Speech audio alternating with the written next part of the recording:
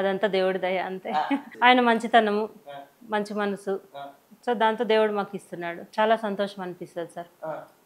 ఒకప్పుడు జీతం తీసుకునే స్థాయి దగ్గర నుంచి ఇప్పుడు జీతాలు ఇచ్చే స్థాయికి ఎదిగినారంటే చాలా గ్రేట్గా ఫీల్ అవుతాను నేను. లేదు, ఊహించలేదు, కళ్ళ కూడా ఊహించలేదు. అంత కష్టార్జితం అంతే కదా సార్.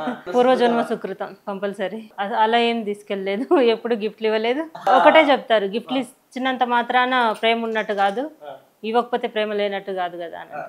ఇంకా అంతే, ఆయన బాటలో నేను కూడా. ఆయన అందరు చెప్తారు ఆయనకి. మా నాన్న దగ్గరికే వెళ్ళి చుట్టుపక్కల ఉన్న వాళ్ళందరూ అందరు చెప్తారు, అమర్ శివ ఒక రేంజ్ లో ఉన్నాడు, హైదరాబాద్ లో పెద్ద కిచెన్ కట్టుకొని చాలా బాగుంది, చాలా మంచి పేరు ఉంది, ఫుడ్ అయితే చాలా బాగుంది, లైఫ్ లో తింటే వాళ్ళ దగ్గరే తినాలి ఎప్పుడన్నా కూడా హైదరాబాద్కి వెళ్తే అని చెప్తారు. చిక్కుడుకాయ ఫ్రై. బ్రేక్ఫాస్ట్ లో అయితే పొంగల్ ఇష్టం బాగా, తమిళనాడు స్టైల్ పొంగల్ ఇష్టము. ఇడ్లీ సాంబార్, పొంగల్, చిక్కుడుకాయ ఫ్రై, ఇంకా ఉన్నాయి కాకరకాయ, ఇలాంటి ఐటమ్స్. వెజ్లో ఏమైనా తింటారు. నాన్ వెజ్ తక్కువ తింటాము. లడ్డు, మైసూర్ పాక్. రెస్పాన్సిబిలిటీస్ అయితే చాలా పెరిగినాయి సార్, రోజు రోజుకి పెరుగుతున్నాయి. అంతే హ్యాపీనెస్ కూడా ఉంటుంది.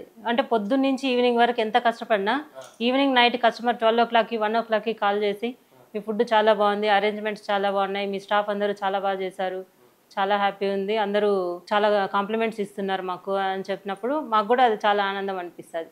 అప్పుడు చాలా సంతోషంగా నిద్రపోతాం. ఫంక్షన్కి వచ్చిన కస్టమర్లు అందరూ కడుపు నిండా భోంచేసి వాళ్ళు ఎంత హ్యాపీగా ఉంటారో అదే మాకు దేవుడు ఇచ్చే ఆశీర్వాదం. కొత్త ఐటమ్ మార్కెట్లో ఏం వస్తున్నాయి ఏంటి అవన్నీ సెర్చ్ చేస్తుంటాం.